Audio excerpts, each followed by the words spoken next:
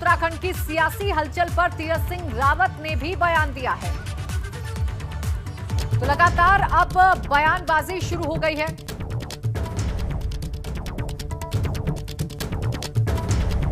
ये बड़ी खबर इस वक्त आपको बता दें कि भगत सिंह कोश्यारी भी, जो कि महाराष्ट्र के इस वक्त राज्यपाल हैं, वो दिल्ली पहुंच गए हैं। ये बड़ी खबर आपको बता दें। इस बीच लगातार बयानबाजियों का भी सिलसिला जारी है। अजय भट्ट ने भी ये कहा है कि सब कुछ ठीक है, कुछ भी ऐसा नहीं है जिसको लेकर सवाल खड़े जा सके। साथ ही साथ जो नेतृत्व परिवर्तन की बात हो रही है उसको भी अजय भट्ट ने नकारा था।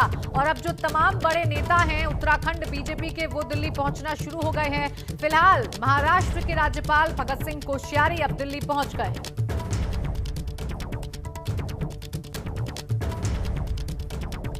और दो सहयोगी मेरे साथ जुड़ गए हैं इस बड़ी खबर पर ज्यादा जानकारी के साथ। दिल्ली से अविनाश तिवारी मेरे सहयोगी हैं, जबकि देहरादून से ब्यूरो चीफ अजीत सिंह राठी हमारे साथ हैं। अविनाश, सबसे पहले आप ही के पास आऊंगी, चूंकि दिल्ली में अब हलचल बढ़ चुकी है और एक एक कर जितने भी बड़े नेता हैं उत्तराखंड बीजेपी के, वो अब पहुंचना शुरू हो गए हैं। फिलहाल क्या अपडेट, कितनी देर में मुलाकात जेपी नड्डा से होगी सीएम त्रिवेंद्र की? जी देखिए प्राची, अगर बात करें तो जिस तरीके से उत्तराखंड की सियासी हलचल हो रही है, उसके बाद उत्तराखंड लगभग जितने भी नेता हैं बीजेपी के, वो सारे दिल्ली पहुंच चुके हैं। अगर मैं कहूं तो बिल्कुल ये सही होगा, क्योंकि जितने बड़े नेता हैं वो दिल्ली में आ चुके हैं, जितने छोटे नेता हैं वो सारे दिल्ली की ओर कूच कर रहे हैं। और अभी अगर फिलहाल बात करें तो पार्टी के राष्ट्रीय अध्यक्ष जेपी नड्डा की तरफ से कोई कॉल नहीं आया सीएम का। पहले ये वक्त था कि 5 बजे करीब वो मिलेंगे, लेकिन अभी कोई कॉल नहीं आया है। और अभी वो फिलहाल बताएं तो इस आश्रम में पहुंचे हैं, जो कि ये आश्रम बताया जा रहा है बाबा बाल गंगानाथ का, जो कि ये दक्षिण भारत के बाबा हैं, उन्हीं के पास ये पहुंचे हैं और उन्हीं से मुलाकात कर रहे हैं। हालांकि मुलाकात किस विषय पर हो रही है ये भी स्पष्ट नहीं है, लेकिन ये जो बाबा हैं इनके पास वो पहुंचे हैं। और ये दक्षिण भारत के बाबा बताए जाते हैं कि दक्षिण भारत में इनके कई सारे मठ और जो वहाँ पे इनका जो पूरा सामाजिक कार्य है वो चलता है। और यहीं पर वो पहुंचे, फिलहाल मुलाकात कर रहे हैं। पिछले 10 मिनट से वो अंदर पहुंचे हैं सीएम, और सीएम यहाँ पे मुलाकात कर रहे हैं। हालांकि कयास ये भी लगाया जा रहा है कि जिस तरीके से तमाम राजनीतिक उठापटक हो रहा है, इस बीच सीएम का यहाँ पे आना वो भी अपने आप में कहीं ना कहीं सियासी मान्य है। क्योंकि अगर बात करें तो दक्षिण भारत पे जिस तरीके से खासतौर से मठ और मंदिरों का प्रभुत्व रहता है, वहाँ पर भी इस तरीके से ये बाबा से आकर मिलना अपने आप में कई राजनीतिक संदेश देता है। हालांकि मुलाकात किस विषय पर हो रही है अभी ये स्पष्ट नहीं है, क्योंकि सीएम अभी अंदर गए हैं और अंदर उनकी मुलाकात चल रही है बाबा बाल गंगानाथ के साथ। क्या कुछ विषय होता है वो जब मुलाकात करके बाहर निकलेंगे तभी पता चल पाएगा, लेकिन फिलहाल वो यहीं पर पहुंचे और यहाँ पे अंदर बाबा से मुलाकात कर रहे हैं। बिल्कुल, और आप नजर बनाए रखिएगा अविनाश, लगातार हम आपसे अपडेट लेते रहेंगे। देहरादून का हम रुख कर लेते हैं। अजीत, देहरादून की अगर मैं बात कर लूं, उत्तराखंड की मैं बात कर लूं, तो वहां पर किस तरीके के हालात आपको नजर आ रहे हैं? चूंकि एक एक कर जितने भी बड़े नेता हैं भाजपा के, उत्तराखंड भाजपा के, वो दिल्ली पहुंच गए हैं, क्या समझा जाए? प्राची, देखिए हालात बहुत स्पष्ट हैं और पूरे उत्तराखंड में सन्नाटा पसरा हुआ है और अटकलबाजियों का, कयासबाजियों का दौर जारी है। राज्य सचिवालय से लेकर जिलों में, तहसीलों तक, ब्लॉक तक सरकारी कर्मचारियों के, अधिकारियों के बीच बस एक ही कौतूहल है कि क्या होने जा रहा है। तो अभी जैसे आपने बताया कि सभी कह रहे हैं, तीरथ सिंह रावत भी कह रहे हैं all is well, Ajay Bhatt कह रहे हैं ऑल इज वेल, पर्यवेक्षक कह रहे हैं ऑल इज वेल। और देखिए ये सब कह रहे हैं सब कुछ ठीक है, भाजपा में, सरकार में सब कुछ ठीक है। अचानक कोर कमेटी हो जाती है लेकिन सब कुछ ठीक है। अचानक पर्यवेक्षक आते हैं, सब कुछ ठीक है। अचानक सदन को स्थगित कर दिया जाता है 3 दिन पहले, सब कुछ ठीक है। आज पूरा अमला मुख्यमंत्री समेत दिल्ली पहुंच गया, फिर भी सब कुछ ठीक है। तो ये कहाँ का ठीक है? मतलब जब नेता अगर ऐसे बयान करते हैं कि यहाँ बिल्कुल ठीक है, तो वहाँ बिल्कुल कतई कुछ ठीक नहीं होता। और ये सियासत जो गरमा रही है, अब आप देख रहे होंगे, थोड़ी देर पहले आपने देखा होगा कि हिमालय की वादियों में, उत्तराखंड में उच्च हिमालयी क्षेत्रों में जाएंगे, बर्फ पड़ रही है। और यहाँ पर उत्तराखंड की राजनीति में बिल्कुल आग लगी हुई है, जवार भाटा बनी हुई है। यहाँ की राजनीति 3 दिन हो गए हैं और पूरा सरकारी कामकाज पूरी तरह से ठप हो गया है और लोगों की जुबान पर एक ही चीज आ गई है कि सत्ता परिवर्तन। अब ये परिवर्तन किस तरह का होने वाला है? मंत्रिमंडल में रिसफलिंग होनी है, संपूर्ण तरीके से या बदल दिया जाना है नेतृत्व को, तो ये एक देखने वाली बात होगी। आखिर क्या शाम तक, अभी जैसे अविनाश ने बताया कि बाबा के पास वो गए हैं, तो अब ठीक है, संत और महात्माओं की राजनीति में एक विशेष भूमिका इस देश में रही है और हो सकता है इसी वजह से कुछ एक रास्ता तलाशने त्रिवेंद्र सिंह रावत वहां पहुंचे हो, चूंकि मठ तो धार्मिक होता है और धार्मिक लोग, धार्मिक उलेमा वहां पर होते हैं। अब चूंकि हमने पूर्व में भी देखा है, बहुत सारी जगह, बहुत सारे स्थानों पर, बहुत सारे मौकों पर ये सब चीज़ें आई है कि जब साधु संत समाज राजनीति में आए, उन्होंने हस्तक्षेप किया है। हो सकता है आज ऐसा कोई एक इस तरह की किसी घटना का उदय होने वाला हो, लेकिन स्थिति ये बन गई है प्राची कि यहाँ पर पूरा एडमिनिस्ट्रेशन, पूरा शासन वो पंगु जैसी स्थिति में आ गया है। यहाँ कोई कामकाज नहीं हो रहा है और जब तक ये क्लियर नहीं होगा कि नेतृत्व परिवर्तन होना है कि नहीं होना है, तो राज्य को जो नुकसान यहाँ पर हो रहा है वो उसको कोई देखने वाला नहीं है। उसका सबसे आकलन बड़ा करना भी सवाल बहुत ये है, मुश्किल है। बेशक तमाम नेता ये कह रहे हों कि ऑल इज वेल, सब कुछ ठीक है, कुछ भी खराब नहीं है, नेतृत्व परिवर्तन जैसा कुछ भी नहीं है। सवाल ये है कि हालात बन कैसे गए, क्यों उत्तराखंड में इतना सन्नाटा पसरा हुआ है? प्राची, देखिए, आपको याद होगा कि हम पिछले 6-8 महीनों से एक लगातार खबरें दिखा रहे हैं। जो नाराज विधायक, विधानसभा अध्यक्ष, मंत्री और संगठन के पदाधिकारी सेंट्रल लीडरशिप से मिलने जाते हैं, वो कहते हैं हमारी सुनवाई नहीं हो रही है।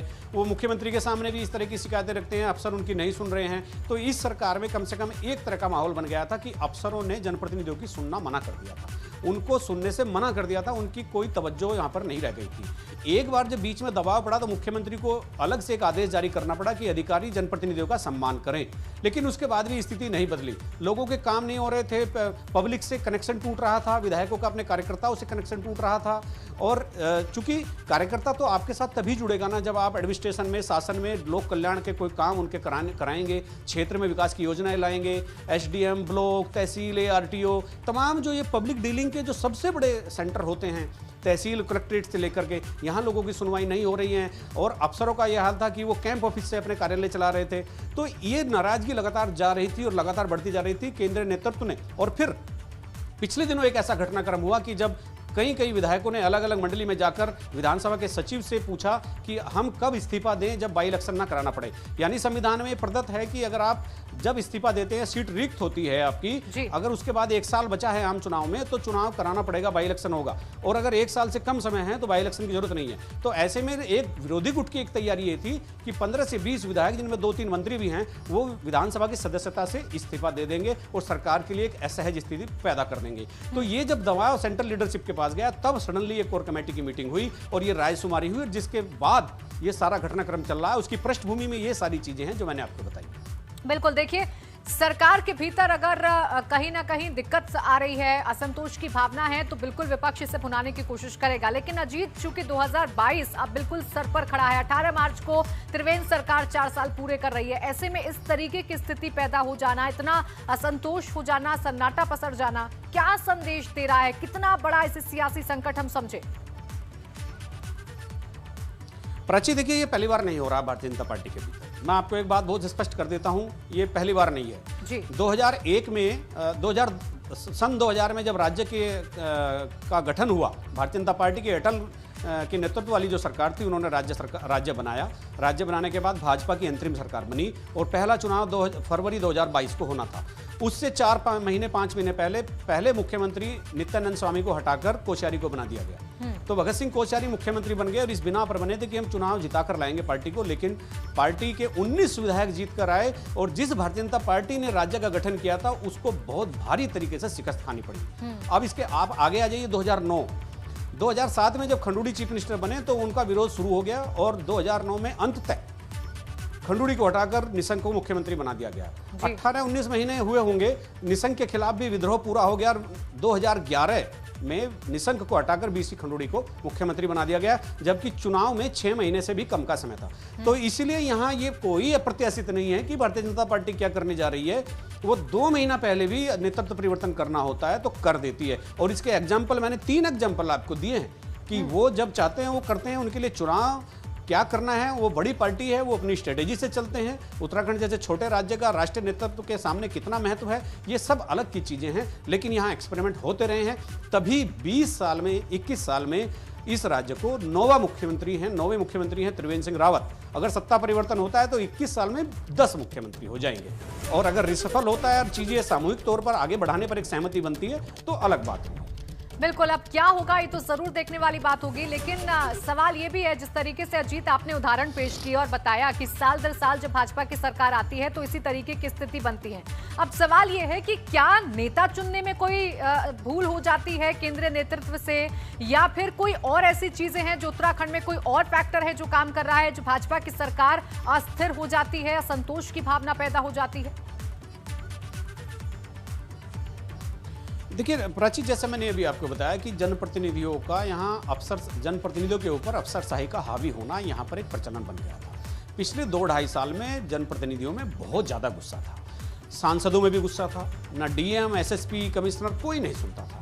इस बात की तमाम तरह के प्लेटफार्म पर, जो पार्टी के प्लेटफार्म थे, जो मुख्यमंत्री का प्लेटफार्म था, जो सेंट्रल लीडरशिप का प्लेटफार्म था, सब जगह ये बातें बताई गई। दूसरा, जो कांग्रेस से टूटकर भारतीय जनता पार्टी में आए थे, जिनमें से 3 लोग मंत्री भी हैं, 4 लोग मंत्री हैं, तो वो भी अपने आप को उपेक्षित महसूस कर रहे थे। उनके विभागों में लगातार बढ़ता जा रहा मुख्यमंत्री का दखल उनको परेशान कर रहा था और वो लगातार इस बात की शिकायत केंद्रीय नेतृत्व से कर रहे थे। तो ये जो है, जब देखिए शुरू में एक विरोध होता है, फिर जब विरोध बढ़ने लगता है तो वो विद्रोह हो जाता है। तो विरोध को विद्रोह में बदलते हुए 2 साल तो लगे, लेकिन इसको पहचानने में शायद मुख्यमंत्री नाकामयाब रहे और हो सकता है कि अब सबको बिठाकर एक सामूहिक उत्तरदायित्व के साथ आगे बढ़ने के लिए एक प्रेरित पार्टी करे। लेकिन मुझे जिस तरह की स्थितियां बिगड़ चुकी हैं, मुझे नहीं लगता कि अब किसी छोटी कीमत पर ये विद्रोही मानने वाले हैं।